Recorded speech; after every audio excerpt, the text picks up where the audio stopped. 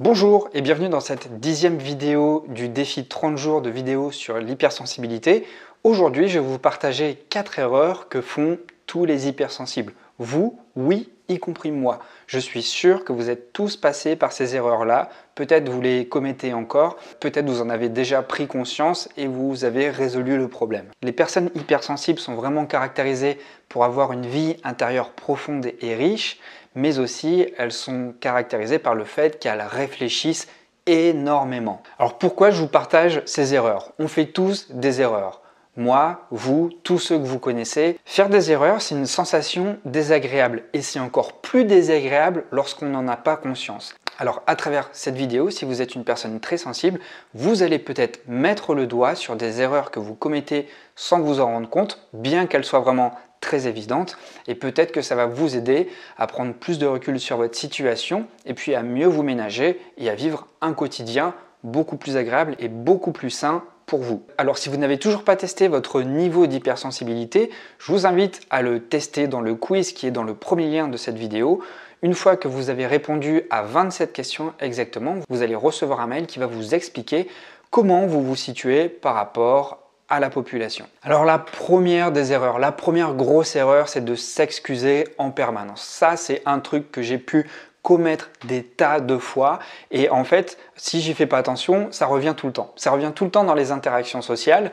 Lorsque je ressens un malaise de la part de mon interlocuteur, de la part de personnes autour de moi, si je ressens qu'il y a quelque chose qui ne va pas, je suis toujours en train de m'excuser. Mais pas forcément de m'excuser verbalement, mais même dans mon attitude. Je suis en train de porter la responsabilité de leur douleur. C'est terrible ça quand même. Je suis sûr que ça vous arrive parce qu'on a un naturel empathique et du coup on essaie toujours d'améliorer la situation. Et bien à un moment, ce qui se passe, c'est que à force de prendre la douleur des autres sur vos épaules, et bien les autres vont se déresponsabiliser. Ils vont se déresponsabiliser de leur douleur parce que vous compatissez à leur place. Ça, c'est terrible, c'est un mécanisme qui est quand même incroyable. On n'est pas responsable de la douleur des autres, mais malgré tout, eh bien, on s'efforce, et c'est naturel, on n'a pas besoin de se forcer, mais on ressent de la douleur. Et tout en nous est là pour traduire le fait qu'on s'excuse, qu'on se confond en des milliers d'excuses en essayant de toujours arranger la situation. Alors ça, c'est très typique de mon comportement, je me connais très bien sur ce point-là, sur mon profil psychologique.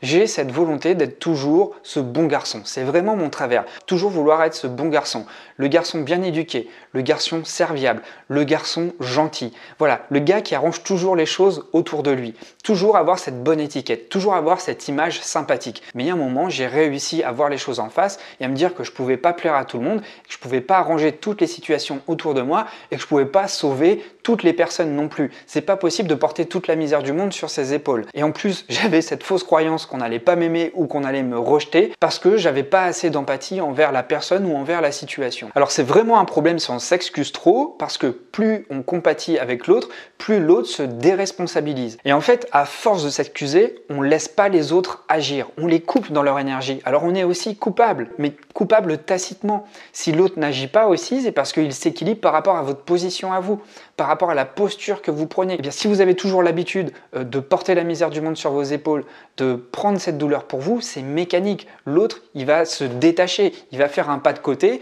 et puis il va vous laisser gérer la situation tout seul. Donc à partir du moment où j'ai compris que s'excuser, c'était adopter une posture de soumission, là, ça m'a permis de réaliser plus facilement que j'avais pas à être en permanence dans cette posture-là. Moi qui me considère comme une personne libre, moi qui me considère plutôt comme une personne autonome et rebelle, eh bien le simple fait de constater que par moment je pouvais être mécaniquement, automatiquement dans une posture de soumission, dans un contexte de relation sociale, ça me ressortait par les yeux. Ça me ressortait par les yeux parce que ça me ressemble pas. Je suis pas un individu soumis et j'ai pas envie de l'être. Par conséquent, eh bien les problèmes qui arrivent aux autres, ok, je peux être là pour les aider, mais je n'ai pas à en prendre la responsabilité.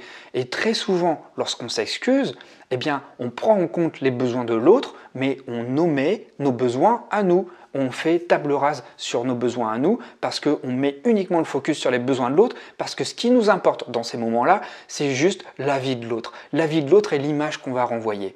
D'accord? On veut se voir dans les yeux de l'autre. On veut voir que l'autre nous trouve sympathique. Mais je suis sûr que vous êtes sympathique, je suis sûr que vous êtes une personne bien et pour cela, pour faire valoir cela, Vous n'êtes pas obligé de vous excuser en permanence et de courber le dos et de supporter toute la douleur du monde pour que vous soyez validé. La seconde erreur, et vous le voyez peut-être à mes yeux, c'est de ne pas recharger ses batteries. On connaît tous ces semaines folles, ces semaines où on n'a aucun temps pour soi. On ne voit pas la semaine passer et on se demande même comment on va pouvoir arpenter la prochaine semaine. Là, je le vis vraiment avec ce défi 30 jours. Il y a des moments où je me dis pourquoi je me suis engagé dans ce défi-là. Mais j'arrive toujours à relativiser et à trouver mes ressources parce que je m'accorde des moments de repos, parce que je ne travaille pas autant que je le voudrais.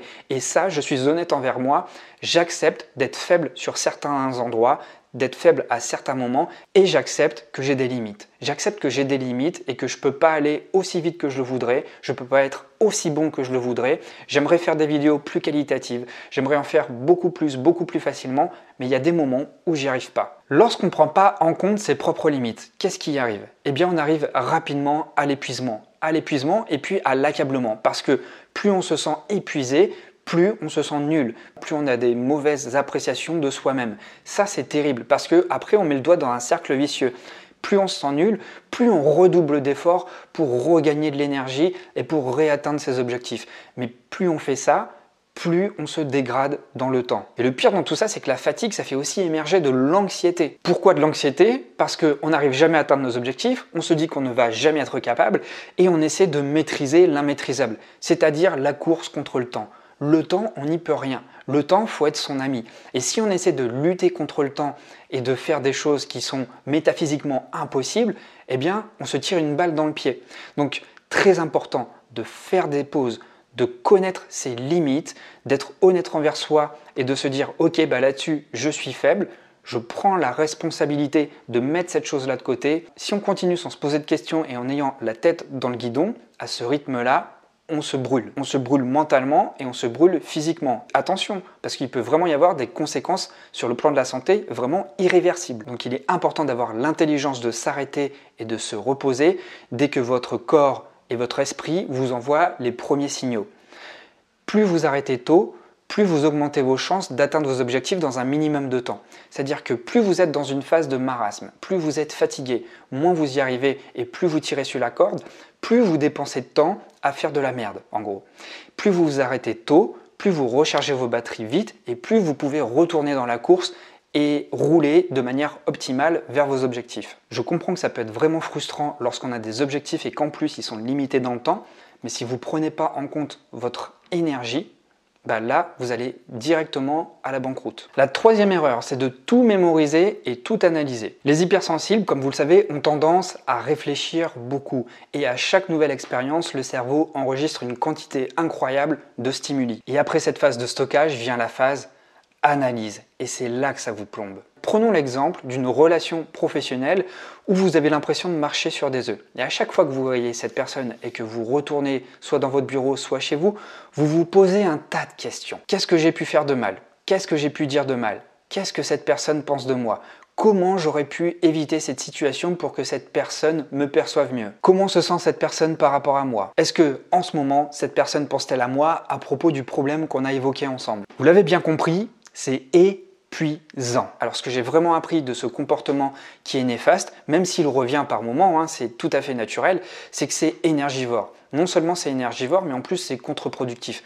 Ça ne va jamais vous apporter des réponses claires. Ça ne va jamais vous apporter des réponses qui vont vous amener à avoir un comportement meilleur. Au contraire, plus vous mentalisez et plus vous agissez en fonction de vos analyses, plus vous allez vous enfoncer parce que vous êtes toujours dans l'émission d'hypothèses.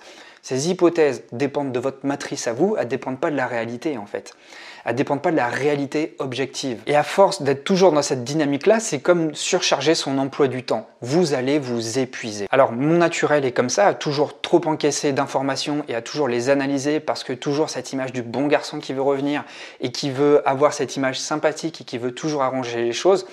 Lorsque je suis trop envahi de penser comme ça, je m'arrête. Je m'arrête encore une fois et là je pratique des activités comme le sport. Je pratique du sport, je pratique de la cohérence cardiaque, je pratique de la pleine conscience. Ça m'aide énormément à baisser le niveau d'activité mentale. Alors ça paraît bateau pour vous peut-être, mais essayez-le. Essayez de faire une rupture dans votre quotidien, de faire une autre activité physique et vous allez voir les bénéfices que ça va avoir sur votre mental. Et j'ai gardé la quatrième erreur pour la fin parce que c'est ma préférée. La quatrième erreur, c'est de voir votre sensibilité comme un défaut. Beaucoup d'hypersensibles voient leur sensibilité comme un défaut. Et c'est pas étonnant. La société dans laquelle nous travaillons, la société dans laquelle nous évoluons, la société dans laquelle nous essayons de nous épanouir, nous demande d'obéir à des normes. Sois plus performant, sois plus rapide, sois plus endurant, dissimule le plus possible tes émotions, repousse tes limites mentalement et physiquement, ne te plains pas. Ce sont des choses irréalistes et complètement impossibles. C'est une hérésie de vouloir agir comme ça. Vous savez, cette pensée-là, elle vient de l'ère industrielle. À partir de l'ère industrielle au 19e siècle, on a mécanisé le travail. On a mécanisé le travail, les machines ont remplacé les hommes et les hommes ont commencé à agir aussi comme des automates. Charlie Chaplin l'exprime très bien. D'ailleurs, si vous n'avez pas vu le film Les temps modernes, je vous invite vraiment à le voir. C'est un film qui exprime vraiment l'aliénation de l'homme par rapport au marché du travail. Le pire dans tout ça, c'est qu'on est conscient que c'est un modèle qui ne nous convient pas, mais mécaniquement, c'est un mécanisme social, on fait tout pour coller à ces normes. La raison est simple, c'est qu'en tant qu'individu, on a besoin d'exister et pour exister, il faut être validé par les autres.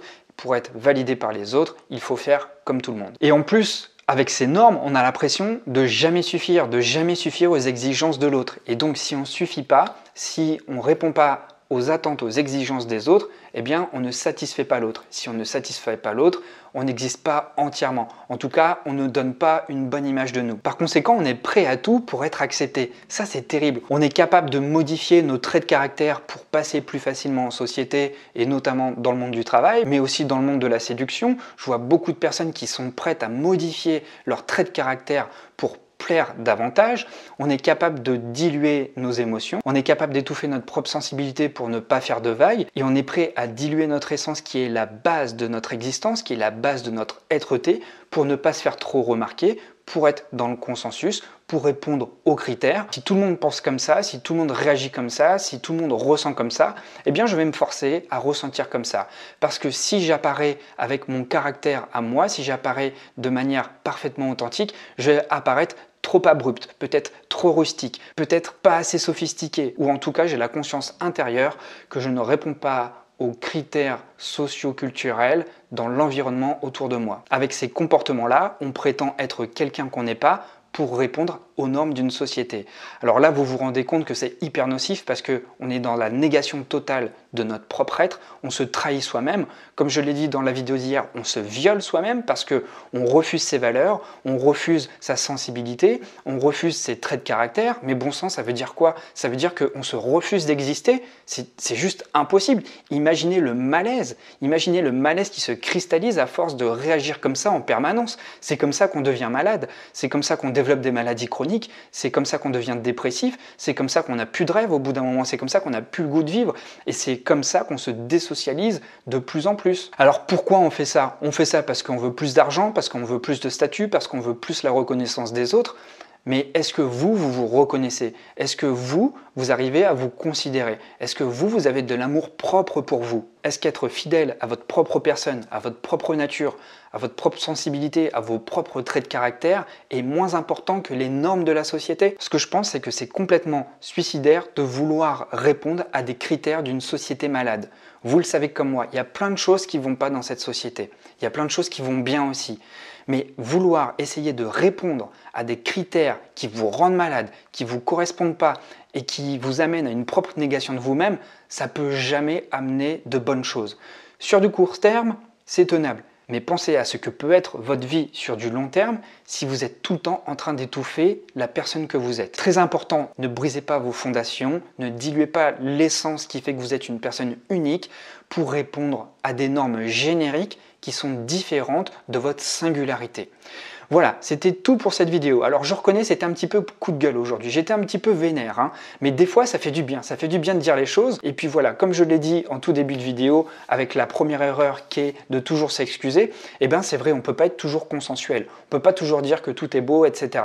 Il y a des moments, il faut savoir s'affirmer, il faut savoir taper du poing sur la table pour dire les choses. Donc j'espère que vous avez bien entendu ce message. Si vous n'êtes toujours pas abonné à cette chaîne, c'est le bon moment parce qu'il va y avoir encore plein de vidéos sur l'hypersensibilité. Je suis dans un défi de 30 jours, donc si vous venez d'arriver, il va y encore y avoir une vingtaine de vidéos. Si vous souhaitez échanger avec moi, évidemment, je suis là pour interagir avec vous dans les commentaires. C'est ce qui me plaît le plus sur la plateforme YouTube, c'est de pouvoir rencontrer des nouvelles personnes et échanger grâce à des capsules vidéo. Encore une fois, si vous n'avez toujours pas testé votre niveau d'hypersensibilité, alors comment ça se passe? Vous entrez votre email dans le premier lien qui est dans la description de la vidéo. Directement, vous tombez sur le test de l'hypersensibilité, c'est un quiz en 27 questions. Immédiatement, vous recevez un mail qui va vous expliquer comment vous vous situez par rapport à la moyenne de la population. Et puis après, vous recevrez d'autres emails qui vous proposeront du contenu. Voilà, c'était tout pour cette vidéo, c'était Steve. Je vous remercie beaucoup d'être resté jusque-là parce que la vidéo était un petit peu longue. Et surtout, maintenant, j'espère que vous avez compris le message. Préservez-vous et respectez-vous. Portez-vous bien.